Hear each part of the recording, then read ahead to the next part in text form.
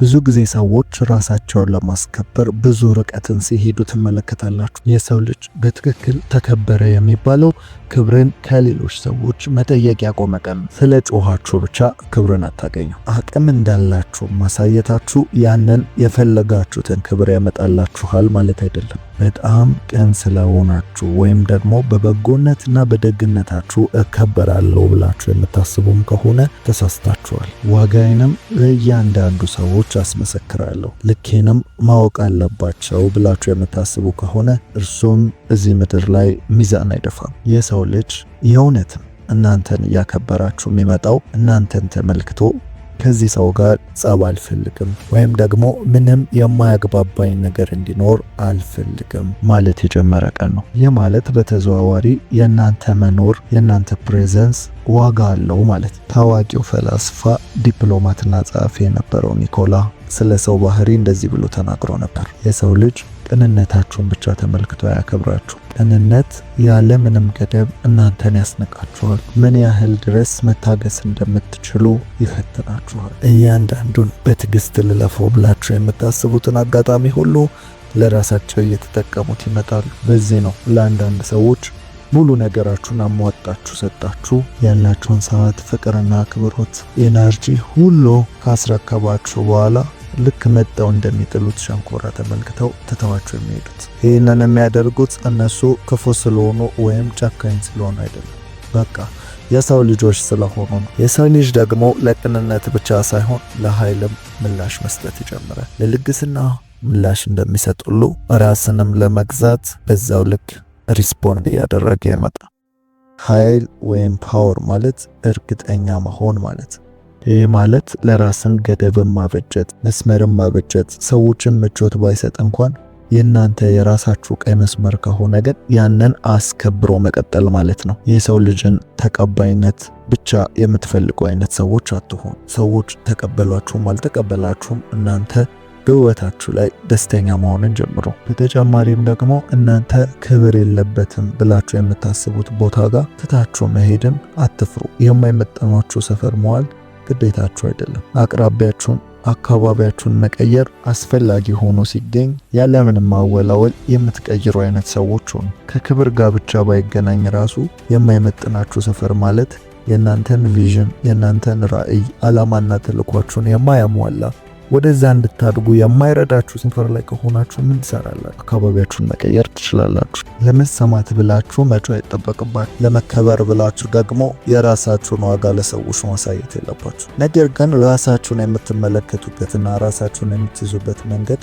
የእናንተን ዋጋ ልብ ያላለና እናንተን የናቀን ሰው እየታገሳችሁ የመቀጠል ምንም አይነት ርህራሄ እንደሌላችሁ ስታሳዩ የዛኔ የሰው ልጅ እናንተን ማክበር ይጀምራል። በጣም ብዙ ሰው ጨዋታውን የሚሰተው እዚህ ነጥብ ላይ ነው። ሌሎች ሰዎች ጥሏቸው እንዳይሄዱ ብሎ ሄደው ከነሱ ጋር ጥብቅ ብለው መኖርን ይፈልጋሉ። ማስረዳት የሌለባቸውን የማይጠበቅባቸውን ነገር ሰዎች እንዳይቀየመኝ ብለው በማሰብ ያስረዳሉ። ከሁሉም በላይ በሚያስፈራቸው ነገር ደግሞ የሰው ልጅ እኔን ባይረዳኝስ ብለው መስጋት ሲጀምሩ በዛ ሰዓት ላይ ያላቸው ኃይል በሙሉ ከራሳቸው ወጥቷል ማለት ነው። ኃይላቸውን አሳልፈው ለሌላ ሰዎች ሰጥተዋል። አሁን ታዲያ ያንን ኃይል መልሼ ማግኘት ፈልጋለሁ። እንዴት ነው ያንን ማድረግ የምችለው ካላችሁ የሰው ልጅ መልሶ እናንተን እንዲቀበላችሁ አይመለከተኝም በሚል አመለካከት ውስጥ ብትራመዱ ኖሮ የዛኔ እናንተ ትክክለኛው ቦታ ላይ ተቀምጣችኋል ማለት ይቻላል። በዚህ ሰዓትም የሰው ልጅ እናንተ ልዩ መሆናችሁን እያወቁ የሚመጡት ያ የኢነርጂ shift ይሰማችኋል። እነሱን ለመማረክ ወይም ደግሞ እነሱን ለማስደሰት ምንም እየሞከራችሁ እንዳልሆነ ሲያውቁ እናንተን ማክበር ይጀምራሉ። ይህንን የሚያደርጉበት ምክንያት እናንተ ስለነሱ መጨነቅ ስላቆማችሁ እነሱ ስለናንተ መጨነቅ ስለሚጀምሩ ነው። አያገባኝም ብላችሁ አይመለከተኝም ብላችሁ የራሳችሁን ህይወት መኖር ስትጀምሩ ሰዎች በእናንተ ዙሪያ ይሰበሰባሉ። ምክንያቱም እናንተ በእነሱ መኖር ውስጥ እየኖራችሁ እንዳልሆነ ስለሚረዱ። ነገር ግን የሰው ልጅ በተፈጥሮ በሱ አካባቢ እሱ በመኖሩ ምክንያት እየኖራችሁ እንደሆነ ወይም ደግሞ እሱን ለማስደሰት እሱ ጎሽ እንዲላችሁ እየኖራችሁ እንደሆነ ሲሰማው ራሱን ከእናንተ ለመነጠል ይጥራል። ያም ነው የእናንተን የልብ ስብራት፣ ንቀትና የተለያዩ ነገሮችን ይዞባችሁ የሚመጣው። ስለዚህ የራሳችሁን ሕይወት ዝም ብላችሁ ኑሩ። የዚህ ሰዓት ላይ ምንም ትኩረት እንዳልሰጣችኋቸው የሚያውቁ ሰዎች በሙሉ በዙሪያችሁ ይሰበሰባሉ፣ አክብሮትንም ለእናንተ ይለግሳሉ። ኢቭን ኢፍ መግባባት የምትፈልጉትን ሰው እንኳን ለመግባባት በእናንተ ምርጫ ላይ የተመሰረተ ይሆናል። ስለዚህ ከሰዎች መካከል ማናገር የፈለጋችሁትን ሰው መርጣችሁ ነው የምታናገሩት ማለት ነው። ከሰው ጋር ስትውሉ እንደዚሁ በምርጫችሁ ከአንድ ሰው ጋር ጊዜን እያሳለፋችሁ እንደሆነ እነዛ አብሯቸው የምታሳልፏቸው ሰዎች እንኳን ይገነዘባሉ። ይህ የጭካኔ ትምህርት ነው ብለው ብዙዎች ያስተምራሉ። ነገር ግን የጭካኔ ትምህርት አይደለም። ይህንን የሰው ልጆች መረዳት አለባቸው። ይህ ትምህርት የክላሪቲ ትምህርት ነው። ምን ማለት ነው? እናንተ በራሳችሁ መኖር ስትጀምሩ ወይም ኃይል ሲሰማችሁ አጠገቦቻችሁ ያሉ ሰዎች ሁሉ በፈቃዳችሁና በምርጫችሁ ስር ተከቧቸዋላችሁ። ፈቃድና ምርጫችሁ ካልሆነ ሰው ጋር አትውሉ። ይህ ማለት ቀስ በቀስ ውስጣችሁ ራሱ የንቀት ንግግርን የሚያወጣባችሁና ለእናንተ ክብር ከሌለው ሰው በሙሉ እንድትርቁ እያደረገ ይመጣል። ስለዚህ ቀስ በቀስ አጠገቦቻችሁን ስትመለከቱ የሚንቋችሁ ሰዎች ከአጠገቦቻችሁ አይኖሩም። ምክንያቱም እናንተ በፈቃዳችሁ አርቃችኋቸዋል። ሁሉም ሰው የእናንተ እንዲሆን፣ ሁሉም ሰው እንዲወዳችሁ፣ ሁሉም ሰው እንዲንከባከባችሁ ማድረግ አቁማችኋል። የአንድን ሰው ክብር ለማግኘት ደፋና ማለትን አቁማችኋል። ስለዚህ የራሳችሁን ሕይወት እየኖራችሁ ነው። የማያከብራችሁ ሰው እዛ ጥጉን ይዘው ከእናንተ ሰፈር ይርቃል። ምክንያቱም እናንተ አሁን እድል የምትሰጡት ሰው ሆነ አጠገባችሁ ያለው ሰው በእናንተ ምርጫ ውስጥ የሚንቀሳቀስ ስለሚሆን፣ ስለዚህ ራሳችሁን ስታከብሩ ወይም ደግሞ ኃይል ሲሰማችሁ አጠገቦቻችሁ ያሉ ሰዎች በሙሉ በእናንተ ምርጫ ውስጥ ይከበባሉ። ራሳችሁን በሚያከብሯችሁና በሚወዷችሁ ሰዎች ተከባላችሁ። ስለዚህ ከውጭ ያለ ሰው እናንተን ከማክበሩ ውጪ አማራጭ አይኖረውም ማለት ነው። ይህ በድጋሜ እለዋለሁ የጭካኔ ትምህርት አይደለም። ይህ ራስን ስለማሻሻል ነው። ሕይወትን በግልጸኝነትና በንጹህነት ስለመኖር ነው። እኛ ስለ ሌሎች ተፈጥረናል። እኛነትና እኔነት ውስጥ አብሮ የሚተሳሰር ሐሳብ አለ ከሚለው ሐሳብ ጋር አይጋጭም። እኛ ሰዎች ያለ ሰዎች መኖር አንችልም። እኛ ሰዎች ግን ያለ አንድ ሰው መኖር አንችልም ማለት አይቻልም። ሁልጊዜም በምድር ላይ እኛን መሰል ብዙ ቦታዎች አሉ። ስለዚህ ከመሰሎቻችን ከሚወዱን ከሚያከብሩን ጋር የመሰባሰብ መብት አለ። እንዲሁም ደግሞ የማያከብሩንን እኛ ከነሱ ጋር ስንሆን ለራእያችን ለቪዥናችን ቦታ ከማይሰጡ ክብር ከማይሰጡን ሰዎች ደግሞ የመራቅ መብት አለ። ዞሮ ዞሮ ከሰው ጋር እንኖር እንጂ ከሚመሳሰልልን ወይም ደግሞ እኛ ከምንፈልገው ነገር ጋር ከሚሄድልን ሰው ጋር የመኖር ሙሉ ለሙሉ መብት አለ። ስለዚህ ተገንዝባችሁ የማኪያቬሊን የፓወር ትምህርት መከተል ምንም የሌለው አማራጭ የሌለው መንገድ መሆኑን ተገንዘቡ። ይህ የጭካኔ ትምህርት አይደለም። መከበርን ከፈለጋችሁ ለሰዎች ፊት አትስጡ። የሰው ልጅ መቼ መናገር እንዳለበት፣ መቼ ዝም ማለት እንዳለበት ሁሉንም ነገር ጠንቅቆ ሊያውቅ ይገባል። እነዚህን ሁሉ ሲያደርግ በእርጋታ መንፈስ ውስጥ መሆን አለበት። ኃይል የሚባለው ሪስፔክት የሚባለው ነገር ይሄ ነው ይላል። ጆከር መሆን ታቆማላችሁ። ሁሉንም ሰው ማስደሰት፣ ሁሉንም ሰው ማሳቅ የእናንተ ግዴታ እንዳልሆነ ማመን ትጀምራላችሁ። ያ ነው ፓወር ማለት። ሰዎች እናንተን ምናልባት ማስደሰት ካለባቸው እንዲያስደስቷችሁ እንጂ እናንተ ሌሎችን ማስደሰት ግዴታችሁ እንዳልሆነ ማመን ስትጀምሩ ሕይወት እንደገና በክብር ትሞላለች። የሰው ልጅ እናንተን በትክክል ማክበር የሚጀምረው ለማንም ብላችሁ ምንም አይነት ባህሪያችሁን እንደማትቀይሩ የተገነዘበ ጊዜ ነው። አንድ ክፍል ውስጥ ስትገቡ ከሁሉም ጸጥ ብሎ የተቀመጠው ሰው ከሁሉም በላይ ስልጣን ያለው ነው ይባላል። አንዳንዴ ባወራ ነገሮችን ባስረዳ በፈጠነ በጮኸ ብቻ አይደል። የምታደርጉትን ነገር ወቁ እንጂ ዝምም ብትሉ እጅግ በጣም ትከበራላችሁ። ራሳችሁን በማየን ቦታ ላይ ካገኛችሁት ሰዎች እኔን በትክክለኛው መንገድ እንዲመለከቱኝ ብላችሁ ልታስረዱ አይገባም። እያንዳንዱ እንቅስቃሴያችሁ ግዴታ ሊታወቅ አይገባም። አንዳንዴ እንደዛ ለፍታችሁ አስረድታችሁ እንኳን እናንተ በፈለጋችሁት መነጽር ላይ መለከቷችሁ ይችላል። ስለዚህ ተወት ማድረግ ልመዱ። አንዳንዴ ዝምታችሁ ሲበዛ እያንዳንዱ እንቅስቃሴያችሁ ለሰዎች ማስረዳት ስታቆሙ ሰዎች ስለ እናንተ ማወቅ እየፈለጉ ውስጣቸው ያለውም ጥያቄ እየበዛ ይመጣል። ግልጽ የሆነ ነገር አለ። እብድ ቢሰድባችሁ ዞር ብላችሁ አትመለከቱት። እብድ እንደሆነ ታውቃላችሁ። ሰዎችም ቢሰድቧችሁ እስቲ ልክ እንደ እብድ ውጫዊ የሆነ ምንም አይነት ነገር ውስጣችሁን እንዲረብሻችሁ አትፍቀዱ። ሰዎች እናንተን ተመልክተው ብዙ ጥያቄዎችን ራሳቸውን እንዲጠይቁ ማድረግ መቻል አለባችሁ። እንዴት ነው ሁል ጊዜ ረጋ ሊል የቻሉ ብለው መጠየቅ መቻል አለባቸው። ባለፈው እኮ እንደዛ እያየ ነው በአጠገባችን ሲያልፍ እኮ ምንም አልመሰለው፣ እንደዛ ተናግረነው እኮ ረስቶታል። እንዴት ነው እንደዚህ ሰከን ያለ አቲቲዩድ ሊኖረው የቻለው? እንዴት ነው እንደዚህ አይነት አመለካከት ሊኖረው የቻለው? እያሉ ይመጣሉ። እንደዚህ አይነት ባህሪ በባህሪው አስፈሪ እየሆነ የሚመጣ ነው። ስለዚህ በሚጠሏችሁም ሆነ በማያከብሯችሁ ሰዎች ዘንድ ፍርሃትን ትጭራላችሁ። ስለእናንተ ሲያስቡ የሆነ ከግዙፍ አካል ጋር እየተጋጠሙ እንደሆነ ይገባቸዋል።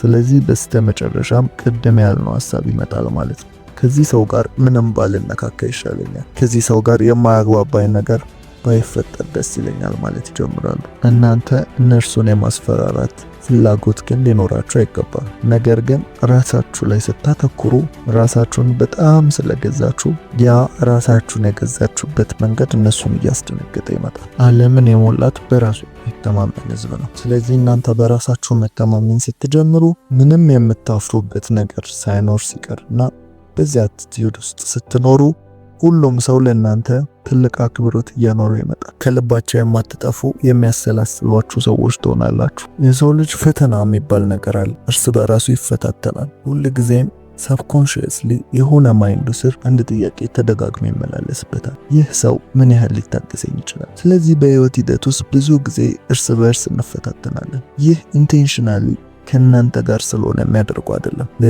ሌላም ቦታ የሚያደርገው ነው። በቃ የሰው ልጅ ስለሆኑ ሰብኮንሺየስሊ እርስ በርስ ፈተና እንፈታተናለን።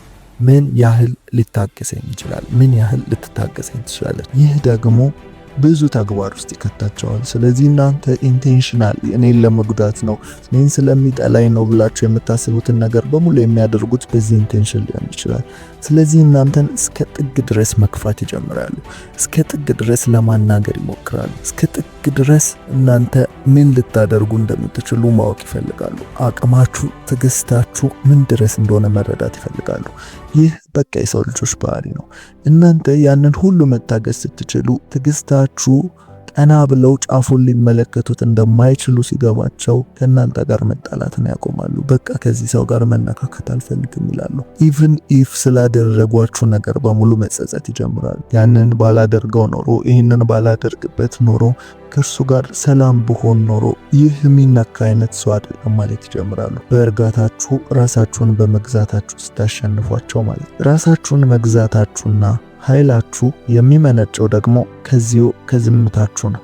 ራስን ከመግዛታችሁ ነው። የሰው ልጅ በእነዚህ ኃይሎቻችሁ ማክበር ሲጀምር ሁልጊዜም የሚፈራው ጥቃት ያደርሱብኛል ወይም ደግሞ የሆነ ነገር ብሎ እንደሆነ አታስብ። ሰዎች ትዕግስታቸውን ፈትነው የሚያበቁበት ጊዜ ላይ ሲያበቁና እናንተን ማክበር ሲጀምሩ መዘዝ ይመጣብኛል ብለው ማሰብ ሲጀምሩ መዘዝ ብለው የሚያስቡት ነገር እናንተ እንደምታስቡት እናንተን መፍራት በአካላዊም ሆነ ስሜታዊ ጥቃት እንደምታደርሱባቸው ወይም ቁጣ፣ የተለያዩ ነገሮችን አይደለም። የሰው ልጅ ከዛ ውጪ በውስጡ የሚፈጠር 3 ፍርሃቶች አሉ፣ ከእናንተ ጋር እንዲፈጠርባቸው የማይፈልጉት ማለት። እነዚህ 3 ፍርሃቶቻቸው የመጀመሪያው ዝምታ ነው። ዝም ስትሏቸው እጅግ በጣም ይፈራሉ። ሁለተኛው ፍርሃታቸው ደግሞ ዲስታንስ ነው። ከነሱ ጋር ልትፈጥሩ የምትችሉት ርቀት ነው። በናቋችሁ ቁጥር ርቀታችሁን እያሰፋችሁ እንደምትሄዱ ያስባሉ። እነሱ በእናንተ ዘንድ ያን ያህል ጠቀሜታ እንደሌላቸው እየተረዱ ይመጣሉ። ስለዚህ ከእናንተ የመራቅ ፍርሃትን በውስጣቸው ትፈጥራላችሁ። ሶስተኛው የሚፈሩት ነገር ደግሞ ዲስኢንተረስት መሆን ነው። እዛ ሰው ላይ ፍላጎት እንዳታጡ። ያ ማለት የነሱ በአቅራቢያችሁ መሆን እናንተን ኮንፈርት እንደሚነሳችሁ፣ ፍላጎት እንዳጣችሁ ለነሱ እንዲሰማቸው አይፈልጉም። ይህ የሰው ልጆች ሁሉ ባህሪ። እናንተ እነሱ ላይ ፍላጎት እንዳጣችሁ ሲሰማቸው የበለጠ የተሸናፊነት ስሜት ይሰማቸዋል። ስለዚህ ትዕግስታችሁን ከፈተኑ በኋላ ቀጥታ የሚሆነው እርምጃቸው በእናንተ ፊት ሞገስ ለማግኘት ሽር ጉድ ማለት ነው። ምክንያቱም እናንተ በራሳችሁ የቆማችሁ ሰዎች ናችሁ። የእነሱ መኖር በእናንተ ዘንድ ከፍተኛ ጠቀሜታ ሊያመጣ እንደሚችል ማመን አቁመዋል። ስለዚህ ሁልጊዜም የሚያስቡት ከእናንተ ጋር እንዴት በሰላም መኖር እንደሚችሉ ነው። ያንን ደግሞ የሚያሳኩት በእናንተ ፊት አትሊስት ተቀባይነትን ለማግኘት ቅርበትን ለመፍጠር እንዲሁም የእናንተ የቅርብ ጓደኛ ለመሆን በመጣር ነው። እነዚህ 3 ፍርሃታቸውን ሊያሸንፉ የሚችሉት በእነዚህ መንገዶች ብቻ ስለሆነ ነው። ስለዚህ በዚህ ቪዲዮ እንደማጠቃለያ ራሳችሁን ማስከበር ከፈለጋችሁ በመጀመሪያ ራሳችሁን አክብሩ። በመቀጠል ደግሞ ከሰዎች ጋር ኃይለኛ ቁርኝነትን አትፍጠሩ። በሶስተኛ ደረጃ ዝምታን አስቀድሙ። ከሰዎች ጋር ዝም ብላችሁ ስለተቀመጣችሁ እንዳይደብረው ወይም እንዳይከፋው በማለት ንግግር ለመጀመር እናንተ የመጀመሪያ አፋችሁን አትክፈቱ። ለምን እናንተ እንዳይደብራችሁ እሱ ንግግር አይጀምርም። አያችሁ? ስለዚህ እናንተ ልክ እንደዛ ብላችሁ ንግግሩን በጀመራችሁበት ቅስፈት ራሳችሁን እያስናቃችሁ ትመጣላችሁ። ስለዚህ ግዴታ ማውራት አይጠበቅባችሁ። ካወራችሁም የተመጠነና በልክ የሆነ ንግግርን ተነጋገሩ። እንዲሁም ደግሞ ቀደም ያነሳናቸው 3 ዘዴዎችን በማፈራረቅ ራሳችሁን ማስከበር ትችላላችሁ። አንደኛው ያው በተመሳሳይ ያነሳነው ዝምታ ሲሆን ሁለተኛው ግን ዲስታንስ ነው። የሰው ልጅ በሱ መካከል ሁልጊዜም እንደሚያገኛችሁ ሁልጊዜም አጠገቡ እንደሆናችሁ ሲሰማው በውስጡ የሚፈጠረው ንቀት በተመሳሳይ መልኩ ተቃራኒውን በማድረጋችሁ ምክንያት በውስጡ የተፈጠረውን ንቀት ልታጠፉት ትችላላችሁ። ስለዚህ ከሰዎች ጋር ዲስታንስን ፍጠሩ፣ ርቀትን ፍጠሩ። ልክ ያንን ርቀት መፍጠር ስትጀምሩ ከሰዎች ጋር ያላችሁ ነገር የተራራቀ ይመጣል ማለት ያ ለእናንተ በጣም ጥሩ ዘዴ። እንዲሁም ደግሞ ሶስተኛ እናንተን የማጣት ፍርሃታቸውን ማነሳሳት ነው። ወይም ደግሞ እናንተ ለነሱ ፍላጎት እንዳታጡ በእናንተ ዘንድ ተወዳጅ እንዲሆኑ ማድረግ ነው። ይህንን እንዲያደርጉ በምታነሳሱበት መንገድ ስታነሳሷቸው እናንተ የበለጠ አክብሮትን እያገኛችሁ ትሄዳላችሁ። ሰዎች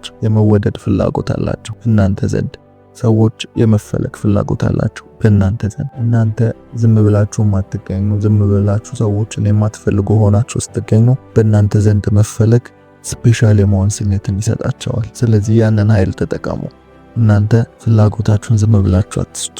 ቀስ ቀስ ትንሽ ትንሽ መግቧቸው። ያ ለእናንተ አክብሮትን ይሰጣቸዋል። ለዛሬ በዋነኝነት ያነሳነው ለሰው ልጆች በሙሉ ፊት አትስጡ፣ ከሁሉም ጋር አትሳቁ፣ ከሁሉም ጋር አትቀልጡ፣ የትም ቦታ አትገኙ። ራሳችሁን ትንሽ ጠራ በማድረግ የምትገኙበትን፣ የምትውሉበትን፣ የምትናገሩትን በመምረጥ ራሳችሁን ስለማስከበር ነው። ምርኩዝ የሚሆን የህይወት ምክርን ለማግኘት ምርኩዝ ቻናልን ሰብስክራይብ በማድረግ ቤተሰባችን ይሁኑ። እናመሰግናለን።